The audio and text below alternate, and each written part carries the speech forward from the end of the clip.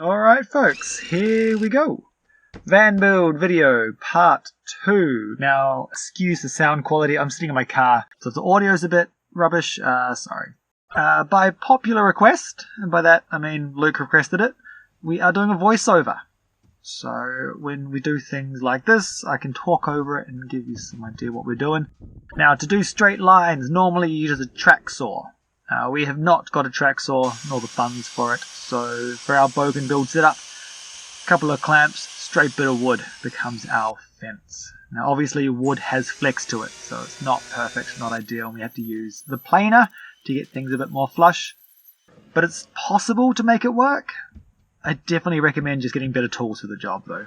Do not copy what we do here. It works, it's really annoying though. So as you can see here, starting to actually build the bed frame. We're using 18mm ply for this one, supporting it a little bit of weight. And we're making these cavities for 2 pull-out drawers out the back. And then we'll be attaching bed slats over top of this.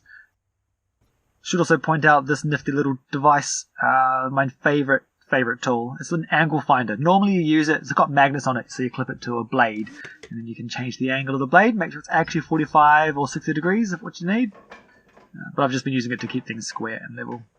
Now there you go, you can see the slat bed finally going down for a first test fit, and it seems to be sitting on all those lips that we put onto the cabinetry. So it's on to the next part. Here we go, fixing up those holes from last time around the side of this shelf. Some pretty horrible gaps.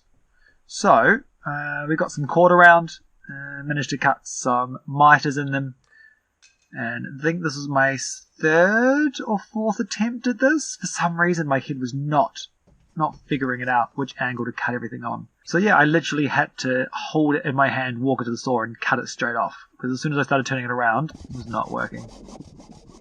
So yeah, kind of worked, managed to get a good fit.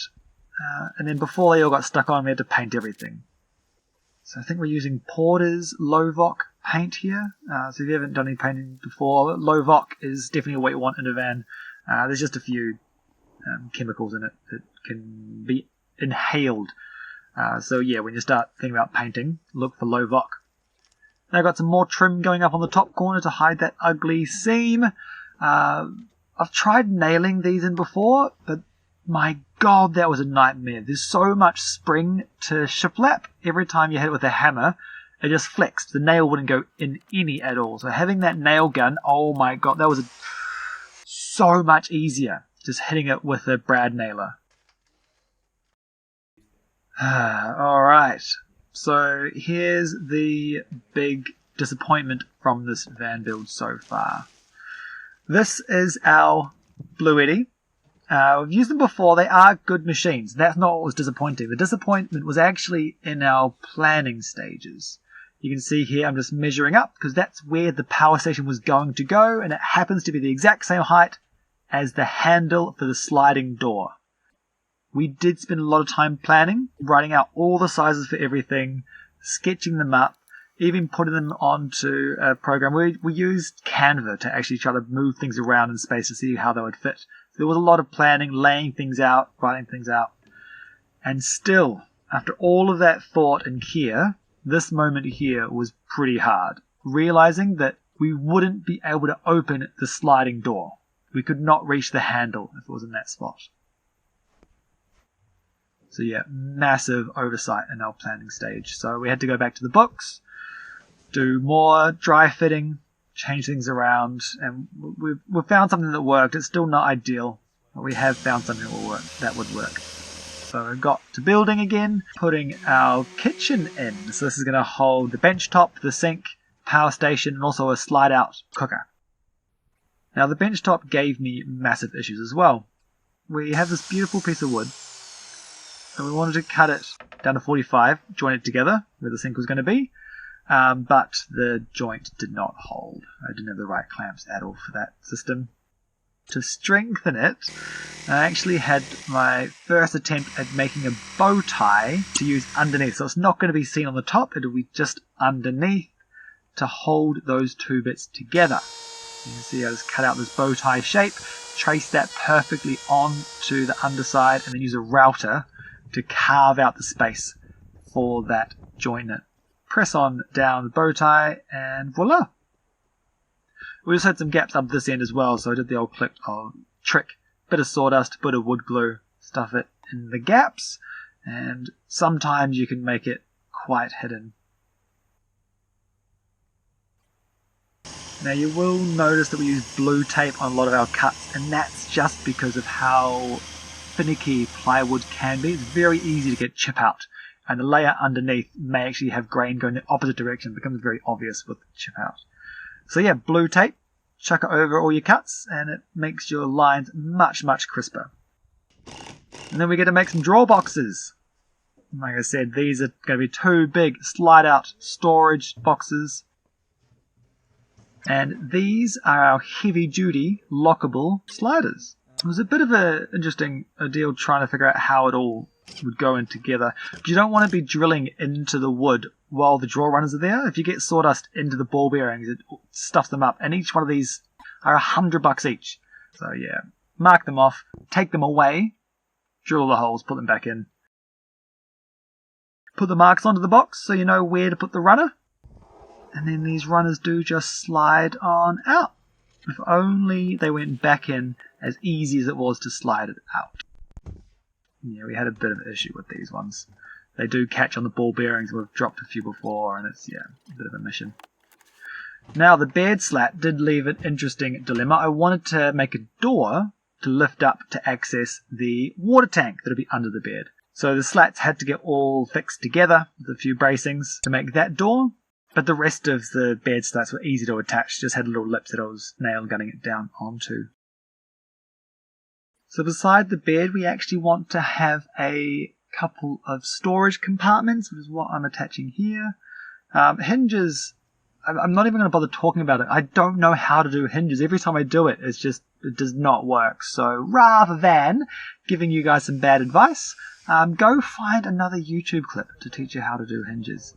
One thing I will give you a tip on is how to attach a fan to your van. So the van that we got had a suction cup. I ripped all that out and you're left with this massive opening. I made a wooden puck to fit inside that opening, attached that puck to the wall, and then attached the fan to the puck. It ended up working really well. It's a very solid little fan.